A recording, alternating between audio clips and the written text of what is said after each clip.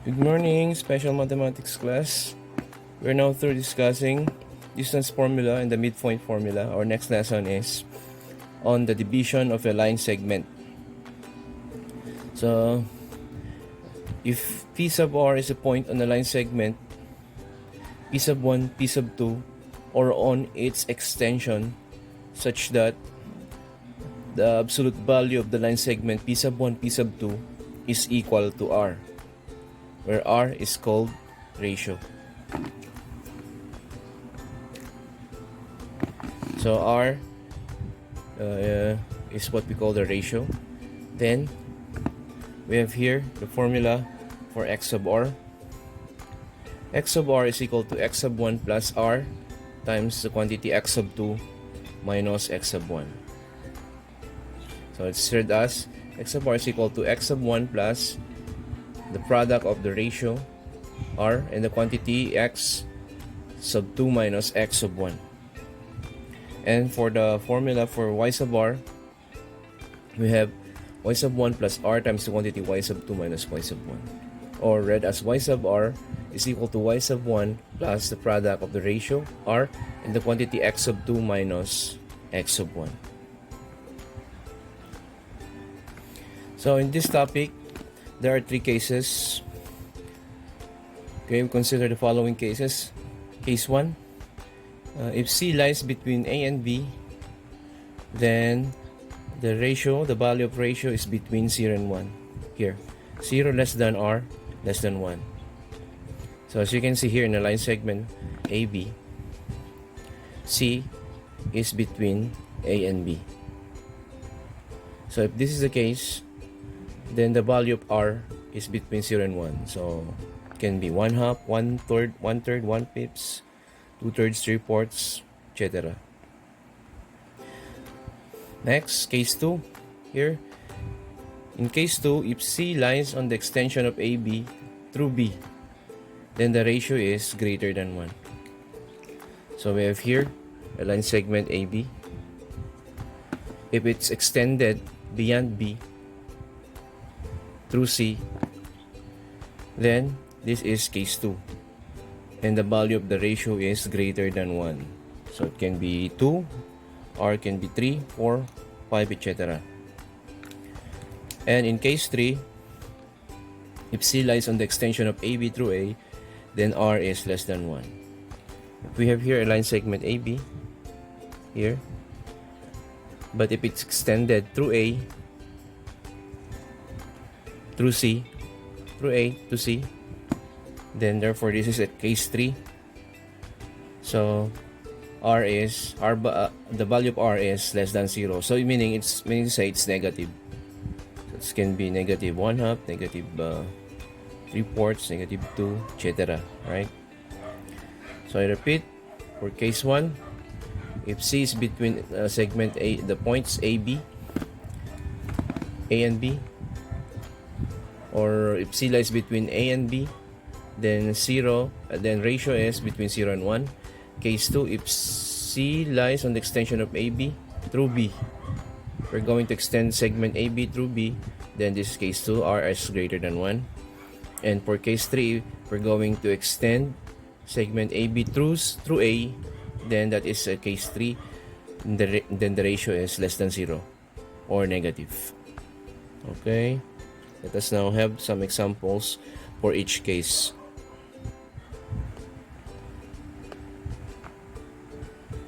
Let's start with example number 1. This is an example for the topic division of a line segment. Find the coordinates of the point which is 2/7 of the way from point C 5, 6 with the coordinates 5, 6 to the point D with the coordinates -9, 13. So first, after reading the problem, identify what case is involved in this particular problem. So first, since the ratio is since we're trying to find the point which is 2/7 of the way from the point C to D, therefore this particular point, which we may call it point E, is between C and D. Therefore, this is case 1. And if it's case 1, ratio is between 0 and 1. So first, let us try to draw the line segment. So just to have a visual representation. Alright. So point C is at 5,6. Let's have 2, 4, 6, 8, 10. 2, 4, 6, 8, 10, 12. 2, 4, 6, 8, 10, 12. Okay, negative 2, 4, 6, 8, negative 10. Negative 10, yan, okay. Ito naman, 2, 4, 6. So, we're trying to find 5, 6 for C, point C. 2, 4, 6. So, dito. This is point C, 5, 6. Okay. Point C is 5, 6. While point D is at negative 9, 13. Negative 9 is, this is negative 10.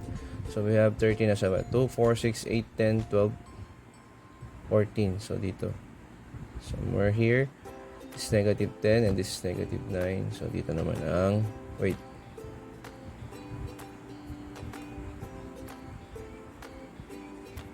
Yan. Let's try to connect the points. So, for D, we have negative 9, 13. Okay. Negative 9, 13.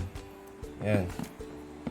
So, point C is at 5, 6 in quadrant 1, while point D is at negative 9, 13. So, what are we going to find? A point from C to D, which is 2 over 7 of the way from this point C to D. So, I mean to say, C is between C and D. Therefore, this is case 1. So, let us now solve for the value of x for that coordinate. The formula is x sub 1 plus r times x sub 2 minus x sub 1. So, x sub 1 is 5, while y sub 1 is 6. X sub 2 is negative 9, while y sub 2 is 13. Okay? Assign the values. So that all we have to do is to substitute in the formula.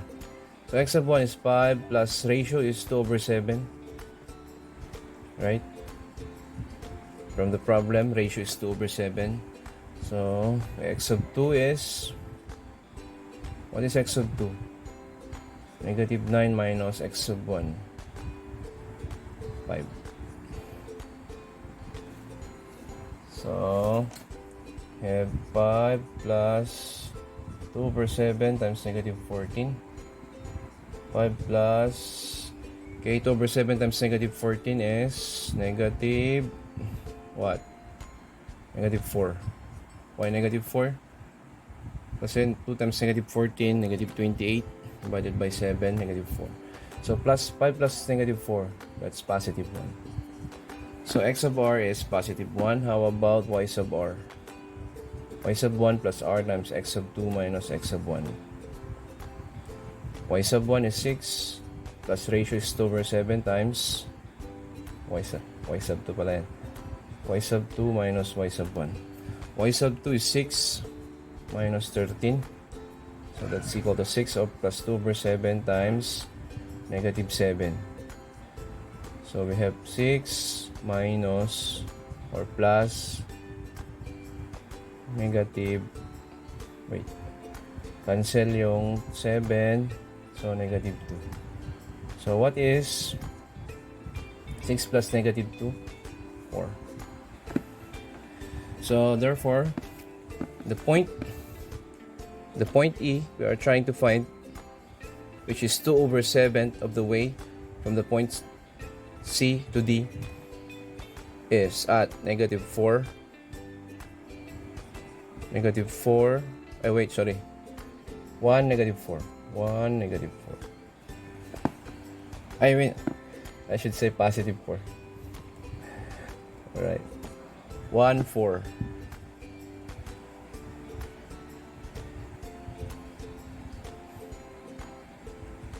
Tama ba?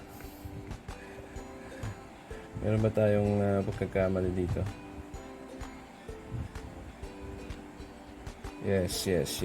Let's 5 plus 2 over 7 plus 5 plus negative 4. Yan.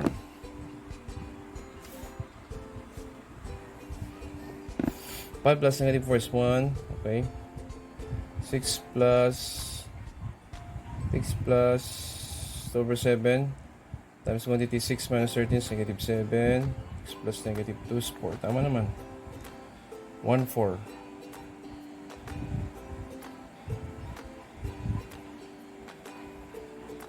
Parang may mali, no? Excuse me, meron pala tayong kakamali dito. Y sub 2 is 13. Baliktad, no? 13 minus 6 pala yan dapat. I'm sorry for that. Y sub 2 is 13 minus 6. So it's positive 7. 2 over 7 times 7 is positive 2. So 6 plus 2 is 8. So therefore, point E is at 1, 8, not 1, 4. So if we're going to plot the point we have here, 2, 4, 6, 8. Exactly. Point E is at 1, 8. Okay, did you get it? So point E, as you can see, is a point which is 2 over 7 of the way from C to D. Alright, that's our first example. Let's proceed to the next. You can screenshot on this part. Right, that's for case 1. Next problem we have number 2. Find the coordinates of the point which is 2 pips of the way from the point A, negative 2, negative 1 to B, 8, 4. So from the looks of it, I think this is again another case 1 because of the ratio which is between 0 and 1, 2 pips. Since this particular point is between A and B, this is case 1 where 0 is between 1 and it's equal to 2 pips. Right? 2 pips is equal to 2 pips. So let's start by graphing. Point A is negative 2, negative 1 here. A is negative 2, negative 1, while B is at 8, 4. 1, 2, 3, 4, 5, 6, 7, 8. 1, 2, 3, 4. So B is at 8, 4.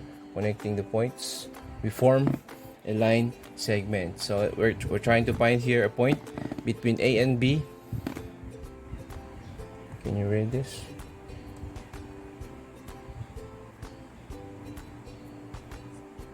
Negative 2, negative 1. Yun. B is 8, 4. So we're trying to find the point between A and B, which is 2 pips of the way from the point A and B, which we are going to name as point C. Right? So, first step, assign the values of x sub 1, which is negative 2. Yan. Hindi tayo malito, no? So, for x sub 1, for x sub r, we have x sub 1 plus r times x sub 2 minus x sub 1. So, we have x sub 1 is negative 2 plus r is 2 pips.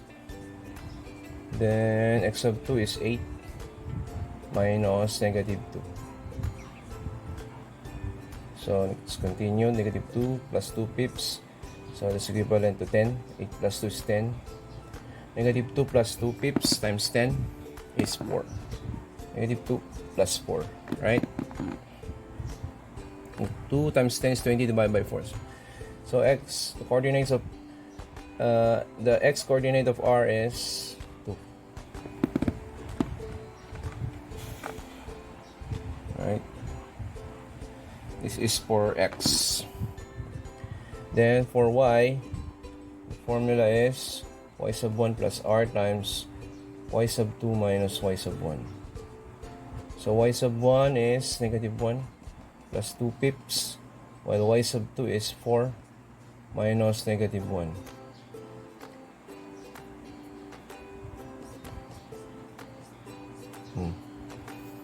It's equivalent to negative 1 plus plus and minus, plus 2 pips times 4 minus negative 1. 4 minus negative 1 is 5. So let's continue on this part. Therefore, y is negative 1 plus 2 pips times 5 is 2. So therefore, y is 1. And the x is 2. So therefore, the point C, which is 2 pips of the way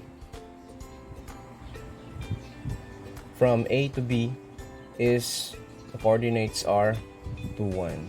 This is now our final answer. Then let's try to plot the point here. That's correct. C is really at 2, 1. It passes to the point 2, 1. So that is the correct answer for number 2. Alright, I hope you understood number 2, number 1. Let's proceed to the next, number 3. We have here number 3. Find the midpoint of the line segment between negative 6, 9 and 6, 3. So this was our lesson last time, finding the midpoint of a line segment.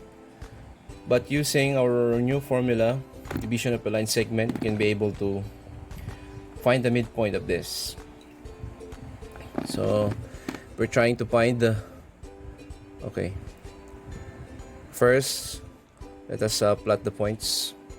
1, 2, 3, 4, 5, 6. 1, 2, 3, 4, 5, 6, 7, 8, 9. Yan. This is, let's say, point A, negative 6, 9.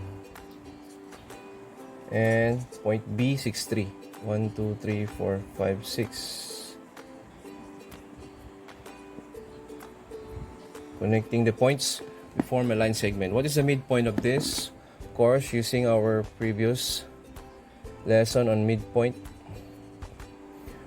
we just add the x coordinates divided by 2. So for x, negative 6 plus 6 divided by 2 is 0 over 2, 0. For y, add the y coordinates divided by 2. 9 plus 3 is 2. 12 divided by 2, that means 6. So therefore, the midpoint is at 0, 6, right? 1, 2, 3, 4, 5, 6. Correct.